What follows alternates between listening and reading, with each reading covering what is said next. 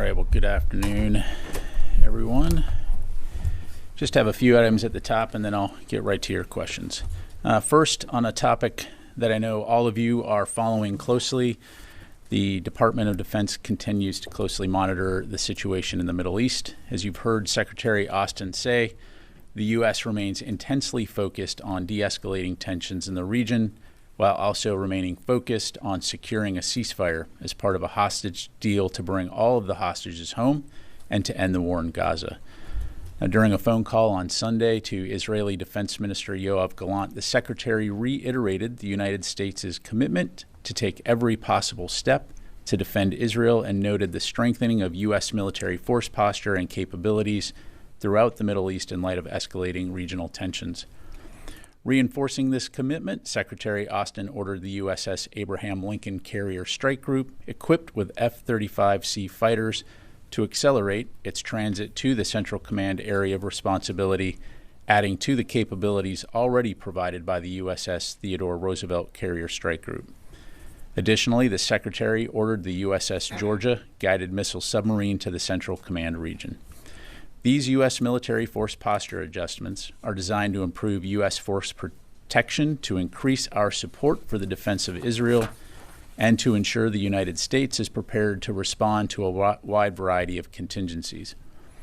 During their call, Secretary Austin and Minister Gallant also discussed Israel's operations in Gaza and the importance of mitigating civilian harm, progress towards securing a ceasefire and the release of hostages held in Gaza, and our efforts to deter aggression by Iran, Lebanese Hezbollah, and other Iran-aligned groups across the region.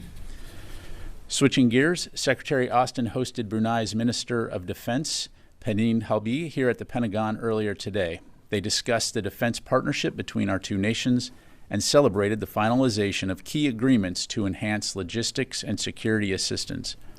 Both leaders emphasized their commitment to strengthening U.S.-Brunei ties and to supporting their shared vision of a free and open Indo-Pacific. A readout of the meeting will be posted to defense.gov later today.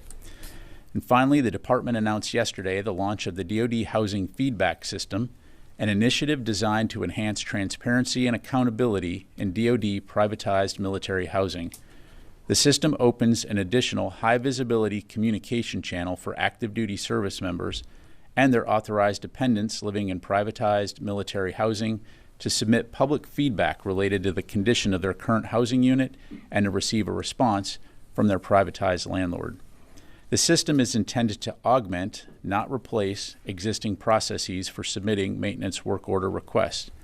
Privatized military housing residents should continue to submit work order requests through their community's property manager or other regular channels to receive corrective action for maintenance issues. The Department of Defense has a moral obligation to ensure that the spaces where our service members and their families live are healthy, functional, and resilient. This new feedback system is a critical step to ensuring transparent and timely responses to occupants' concerns and aligns with Secretary Austin's priority to take care of our people. And with that, I'd be happy to take your questions. We'll start with Associated Press. Lita. Thank you, Pat. Can you give us a quick update on the injuries in Syria? There weren't a lot of details initially. I was sort of hoping you had a bit more detail on numbers and extent of the injuries, and then I have a couple little on your Middle East update. Sure. As you know, as we highlighted earlier, there were ongoing medical evaluations after that attack. Following the attack, out of an abundance of caution, 8 service members were transported to a separate location for further assessment and evaluation. All 8 received treatment for TBI and smoke inhalation. 3 of those service members have returned to duty while the others remain under observation. But according to CENTCOM, none of the injuries are life-threatening. Okay, good. And then just on your Middle East update, can you tell us if the F-A-18s have returned to the carrier now that the F-22s are in place? And does the Secretary intend to keep 2 carriers? I know this has been asked. I didn't know if maybe you had a more firm answer on that. Keep 2 carriers in the region for any extended period of time. Yeah, I don't have any specific updates that I'm able to share right now, Lita, in terms of the locations of the F-18s. As you know, they are in theater, obviously, as part of the Theodore Roosevelt Strike Group. Certainly we'll keep you updated on that. In terms of the Abe coming into the AOR, I'm just not going to be able to get into timelines in terms of potential overlap. Again, as we've highlighted, the Secretary has ordered that carrier to accelerate to get to the CENTCOM AOR, and it will add to the capabilities that we have in the region. Right. I think there's just a little bit of confusion on the word accelerate also. I mean, it goes at a certain speed. Is he cutting out a port call, or is he asking it to somehow go faster? It's going to move, with all haste to get to the AOR, again, to provide this additional capability and capacity. Okay. Lucas, welcome to the briefing room. Thank you, General Ryder. Appreciate that. Under what circumstances would U.S. forces launch an attack on Iran? So look, our focus is on de-escalating the situation. We have put these additional capabilities into the region to enable us, as I highlighted, to protect our forces, but also to support the defense of Israel should it be attacked. I'm not going to speculate or get into hypotheticals on when and if Iran launches an attack or one of their proxies launches an attack.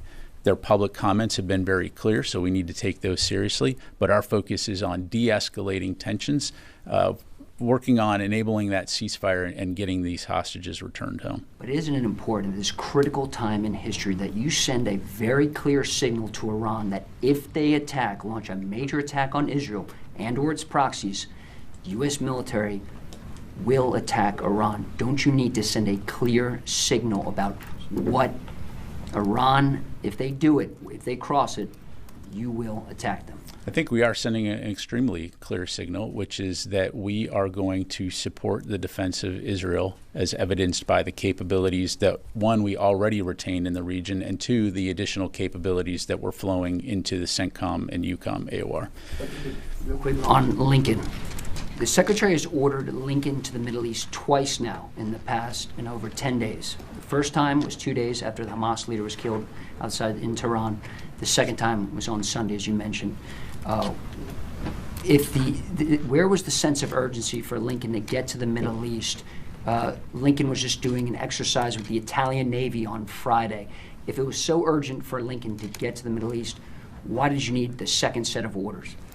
Well, Lucas, as a former naval officer yourself, you understand the complexities and intricacies associated with managements of large fleets around the world. And the bottom line is, again, as evidenced by the capabilities that we are surging into the region, we will have a variety of capacity and capability to respond to various contingencies. Again, the focus is on de-escalating the situation, protecting our forces, and supporting the defense of Israel. And we'll continue. And this is not a Lucas Tomlinson press conference, so I'm going to go over to Idris. If you do this, launch this major attack, the U.S. military will strike back. Why can't you just clearly say that? I think we've been very clear that we're going to support the defense of Israel, and I'm not going to speculate about potential future attacks by Iran. Idris. Just a request first. I think Task and Purpose had an interview with General Vowell, OIR commander. If it would be possible to get him in the briefing room, or maybe General Kurla, to sort of talk about the force posture adjustment, I think that'd be We've got to get the T-walls set up, though, first before we can do that. Yeah. Just on the Lincoln, though, was there a written order given to the crew of the Lincoln regarding the latest ordering or accelerating? Look, I'm not going to get into the specifics of how the Department of Defense transmit orders to its units. The bottom line is the Secretary has ordered the USS Abraham Lincoln Carrier Strike Group to accelerate its deployment to the CENTCOM AOR, and I'm just going to leave it at that. I think what we're confused about is, what does that mean? Because if you give an order saying going somewhere, presumably they're going as fast as they can. And what it sounds like is maybe this was more public messaging than an actual legitimate military order.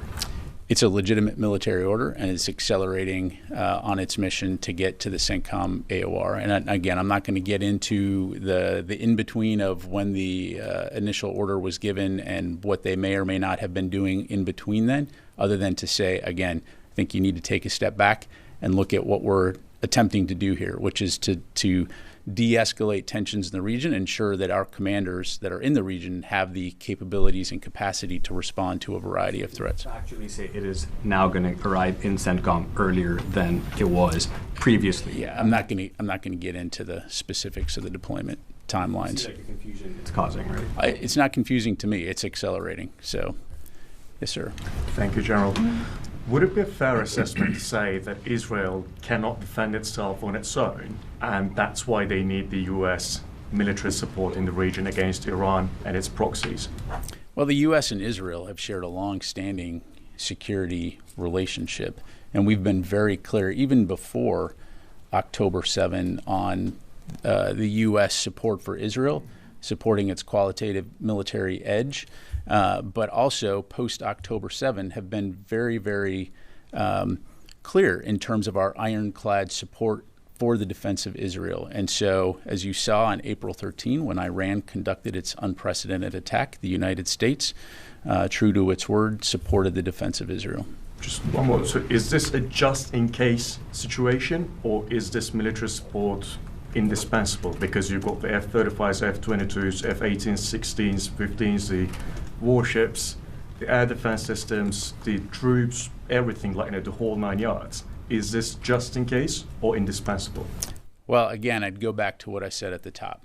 And I think it's important not to look at the individual parts, but look at what it is that we're trying to do here, which is deter a wider regional conflict, prevent a regional war in a very tense Middle East, with Iran threatening to retaliate and to use potentially overwhelming force. And we, again, have been very clear in our commitment to aid in the defense of Israel.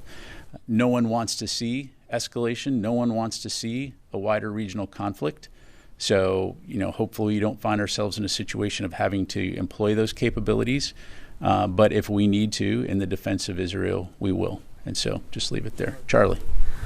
Yes, whatever term we want to use in terms of accelerating, it's still going to take a while, 7 to 10 days. I know you want to talk about timelines, but perhaps more urgently, and something that's already in the neighborhood, is the submarine.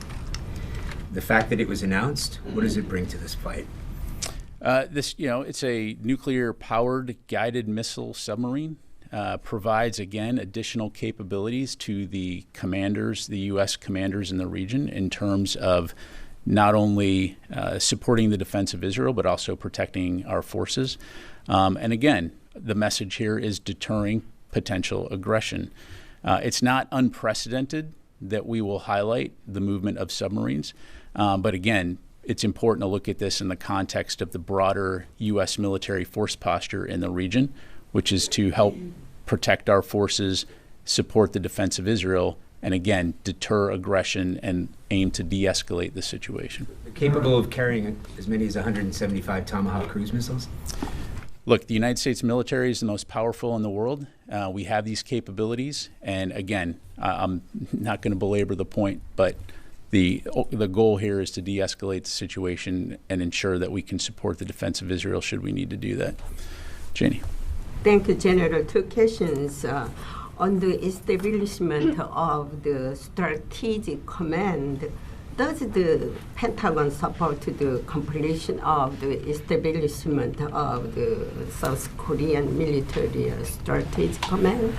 And I have another. And can we expect the establishment of the U.S. ROK, integrated strategic command? Well, certainly that's a decision for the Republic of Korea to make, to determine whether or not they stand up a strategic command. As it relates to that new organization, as I understand it, it will primarily interact with U.S. Forces Korea, which is how the U.S. military interacts with the Republic of Korea. But as you know, we are close allies, and we will continue to work together very closely when it comes to the defense of the peninsula and broader regional security and stability throughout the Indo-Pacific.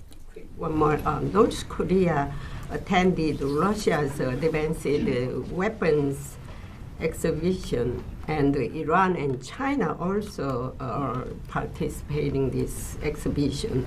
What are your concerns about the expansion of arms cooperation between North Korea and Russia and the cooperation between Iran and China with Russia? Well, look, I'm not going to comment on the weapons expo per se, but we, again, closely monitor these relationships and do have concerns, particularly as it relates to Russia, as it seeks to procure arms and munitions from these countries to support its war against Ukraine. So it's something that we're going to continue to keep a close eye on. Yes, sir. Yeah. Thank you, General. 2 questions on Syria. There were reports about a drone attack on the Iranian-backed groups in Syria, which a war monitor reported that 5 members of this pro-Iranian militia killed in Deir al-Zur this Sunday. Were the U.S. engaged in this? I don't have anything on that.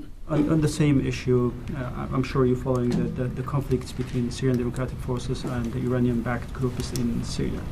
So what's the Pentagon position on this? What's your comment on that? And does the U.S. gives any support to the Syrian Democratic Forces in their fight against the Iranian-backed groups in Syria? Look, the U.S. Forces that are in Syria, and our focus in Syria is on the enduring defeat of ISIS, and that will continue to remain our focus. As you know, the SDF have been good partners in that fight, essential partners in that fight, and that continues to be the basis for our relationship and our cooperation with the SDF. Their fight with the Iranian-backed groups in Syria, they derailed their focus on the ISIS mission. So do you concern when the Syrian regime forces and also the Iranian-backed forces are fighting with your partners, this will affect your mission in Syria? Well, look, Syria, given the fact that much of it is essentially considered ungoverned space, for many years now, which is what has enabled groups like ISIS to foment, continues to be a challenge.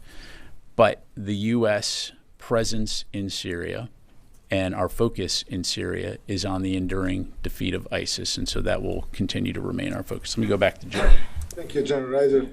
When you say we're moving assets to the region to defend Israel, could you explain to us that using the term defend Israel, does it mean like the mission or the U.S. role in the region would be intercepting the incoming missiles or maybe taking offensive actions?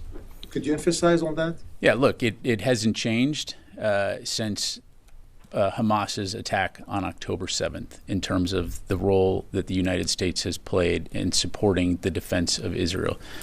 The United States is not looking to engage in offensive operations and again, potentially spark a wider regional conflict. Our focus is on de-escalating tensions, and that's been a focus ever since Hamas brutally killed 1,200 Israeli citizens and took over 250 hostages. And so we will continue to stay very focused on that. But as what you saw on April 13th, when Iran conducted its missile and drone attack against Israel, demonstrated the types of activities that Iran is considering. And we've been very clear that our support for the defense of Israel will be ironclad. And so we need to be prepared to respond to a variety of contingencies, which requires a variety of capabilities. And because the United States military possesses those types of capabilities, and more importantly, our service members are the best in the world, we will continue to stay focused on not only, again, protecting our forces, but supporting our commitment to help in the defense of Israel. Quick follow-up. Does the Pentagon believe that the deterrence is working in the region? So far, Joe, what I would tell you is that it's our assessment that the conflict between Israel and Hamas has been contained to Gaza. Certainly, that's not to say that there are not incredible tensions in the region. And that the situation right now in the Middle East is very serious, which is why we're taking it so seriously, which is why Secretary Austin has ordered additional capabilities into the region. Thank you. Joe. Thanks. Yesterday, the White House said that an Iranian attack or retaliation could come within days or this week. And then, so one, do you share this assessment? But then two, when asked if Iran or some of its proxies, including Hezbollah in Lebanon, have moved any of their assets or put certain rockets, missiles, drones into position, or if they've moved those into position to attack, we refer it to the Pentagon. So have you guys seen any movement? Yeah, on your second question, I'm just not going to get into intelligence on what we may be seeing. On your first question, is an attack possible this week? That's certainly possible. The bottom line is, I'm not going to speculate or try to guess when they might attack, other than to say we need to take it seriously, and we are doing that. And so we will be prepared and are prepared. Second, on the attacks on U.S. troops, we've seen several in the last few weeks, but in 2 separate attacks, troops have been injured or wounded. We have not seen a U.S. response. Is part of the reasoning for that because of the tense situation in the Middle East that you've mentioned during this briefing, or has the U.S. decided not to respond to these? Yeah, look, I'll repeat what Secretary Austin said during his press briefing last week, which is that we won't tolerate attacks against our forces, and we'll take all necessary steps to protect our forces. But in terms of a response, as always, we will respond in a time and manner of our choosing, and I'll just leave it at that. Is the situation, current situation, is that being taken into account by the department? Look, I'm not going to have anything to provide beyond what I just said. Carla. Thanks, Pat. Is USS Georgia in CENTCOM now? It is not. Okay, and then on the attacks in Syria on Rubalan landing zone, who is responsible for those attacks? So we assess that it was conducted by Iranian-backed militia, but we're still digging into the specifics of that. So thank you. Let me go to the phone here real quick. Chris Gordon, Air and Space. Thanks, Pat. The Abraham Lincoln is headed to CENTCOM from the Pacific. The Theodore Roosevelt was previously in the Indo-Pacific. The flare-up in the Middle East has now gone on in some form for most of a year. Is the DoD appropriately postured for tensions in the Pacific and the Middle East over the long term? Thank you. Yeah, thanks, Chris. The bottom line is yes. The thing about the U.S. military, as you're seeing this week, is that we have the ability to surge forces and capabilities to where we need them when we need them. The Indo-Pacific Command continues to be our priority theater, and that is indicative of the number of forces that we have that are located within the region. And so, again, we're going to move forces where we need them when we need them. But I can tell you and be rest assured that the Indo-Pacific has a significant number of U.S. forces to support our commitments toward that end. Thank you. Let me go to Heather, USNI. A similar question, but focus on the Middle East. With the fact that the TR is going to take at least probably around 2 weeks to get to the Middle East, does the United States feel confident with the amount of resources that they have in the Middle East if Iran were to attack before TR gets there?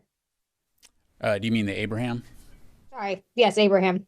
Yeah, I mean, again, we already maintain a significant amount of capabilities within the U.S. Central Command and European Command regions. And so these additive capabilities will just make that more robust. Okay, let me come back to the room. Orrin. Why isn't the USS Georgia in CENTCOM yet? It was in the